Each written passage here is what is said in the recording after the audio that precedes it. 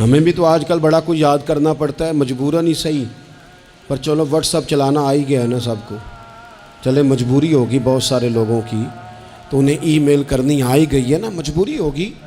تو ڈھیر سارے لوگ ہیں ان کو سٹیٹس لگانا بھی آ گیا ہے، چیک کرنا بھی آ گیا ہے، فوٹو چڑھانی بھی آ گئی ہے، لائکس دیکھنے بھی آ گئے ہیں، کومنٹس کرنے بھی آ گئے ہیں، سب پتہ چل گیا نا. تو اگر اتنی چیزیں سیکھ لی ہیں تو کیوں نہ دو چار نعتیں بھی نبی پاک کی سیکھ لیں. کبھی بیٹھے بیٹھے گنگنائیں، کبھی بیٹھے بیٹھے بات کریں، کبھی بیٹھے بیٹھے وہ ذکر کریں، کبھی بیٹھے بیٹھے حضور کی تعریف کریں. تو یہ جو تعریف حضور کی ہم کریں گے نا تو فائدہ یہ ہوگا کہ ان کی مہک نے دل کے غنچے کھلا دیے. دل کے غنچے، بور لوگ، مرجھائے لوگ، تھکے لوگ، پریشان لوگ، میرے امام فرماتے ہیں دل کے غنچے کھل جائیں گے، طبیعت تازہ ہو جائے گی. ان کی مہک نے دل کے غنچے کھلا دیے ہیں. وہ جس راہ چل دیے ہیں کوچے بسا دیے ہیں. ان کے نثار کوئی کیسے ہی رنج میں ہو. جب یاد آ گئے ہیں نا تو سب رنج بھلا دیے، سب غم بھلا دیے ہیں. جب یاد آ گئے سب غم. حضور کی نعت تازگی پیدا کرے گی، ذوق پیدا کرے گی. مجھ سے ایک دوست ایک دن پوچھنے لگے کہ یہ محفل میلاد اتنے عرصے سے ہو رہی ہے، اس کی برکت کیا ہے؟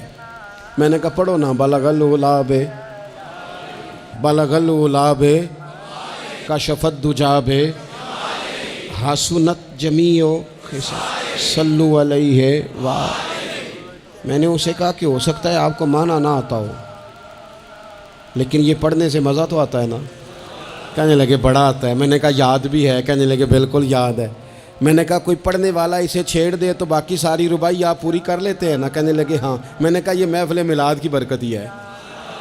یہ برکت ہے کہ جب بار بار پڑھی گئی اس مولا یصلی وسلم دائماً ابدا علی حبیبک خیر الخلق کلہم محمد سید الکونین والثقلین والفریقین من عرب ومن. آتا ہے نا سب کو؟ معنی تو نہیں نا سب کو آتا، لیکن پڑھنے سے مزہ تو آتا ہے نا. اس کا معنی یہ ہے کہ یہ میلاد کی برکت ہے کہ حضور کی نعتیں ہماری زبانوں پہ جاری کرا دی ہے.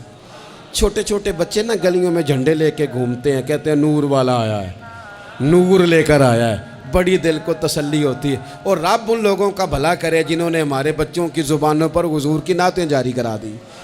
دوستو، حضور کے تذکرے اپنی طبیعت میں طاری کریں اور خود بیان کریں. تو یہ کہ اچھا نعت خواں پڑھے، بڑی اچھی بات، لیکن خود بھی آپ ان لفظوں کو ادا کریں، ان جملوں کو اپنی زبان پر طاری کریں. یہ مزہ دیں گی، یہ سرور دیں گی، اس سے ذائقہ نصیب ہوگا.